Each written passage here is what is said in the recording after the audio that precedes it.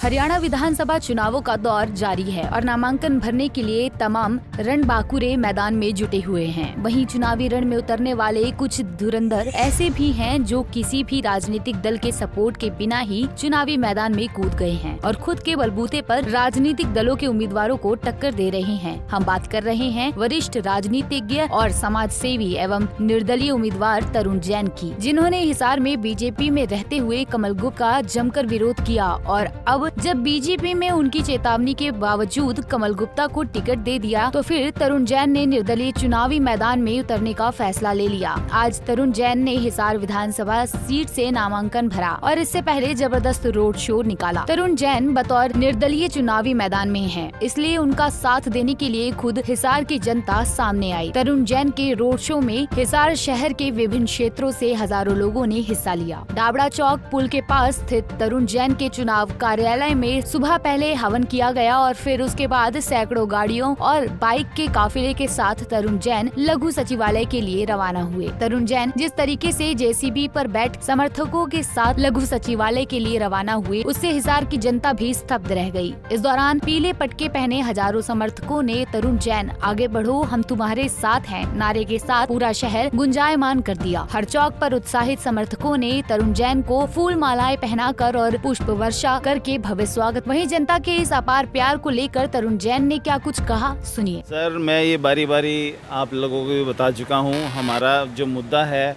जो हमने नामांकन आज किया है हिसार विधानसभा के लिए, हिसार की जनता को भावना को समझते हुए हिसार के जो मुद्दे हैं, मूलभूत जो सुविधाएं हैं, हमारा जो मुद्दा है वही रहेगा। हमारा जो एजेंडा है वो ये नहीं है कि हम बड़ी बड़ी बातें करें या बड़े बड़े वादे करें और फिर उन पे खरा ना उतर पाएँ। हमारा एजेंडा है कि हम हिसार के लोगों के बीच में रहें, हिसार के लोगों की बातें सुने, समस्याएं सुने और उनको हल करवाने की कोशिश करें। हमारा एजेंडा यही है कि हम बीच में रहेंगे तो उनकी समस्याएं सुनेंगे तो ही हम उन लोगों की समस्याओं को दूर करवा पाएंगे। आज आपने नामांकन भरा, बीजेपी की तरफ से कोई उन्होंने आपसे रिक्वेस्ट की कि ना करे ऐसा कुछ?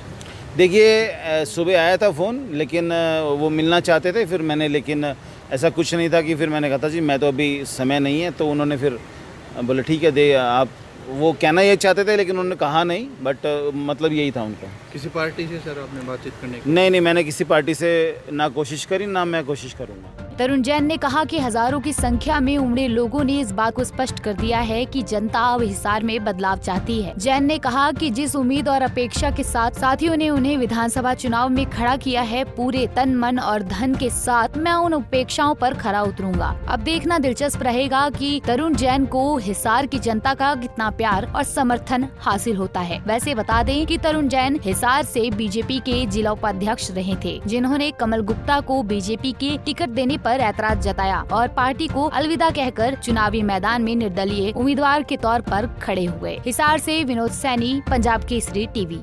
हमसे जुड़े रहने के लिए हमारे YouTube चैनल को सब्सक्राइब करें और नई वीडियो की नोटिफिकेशन के लिए बेल आइकॉन को दबाएं।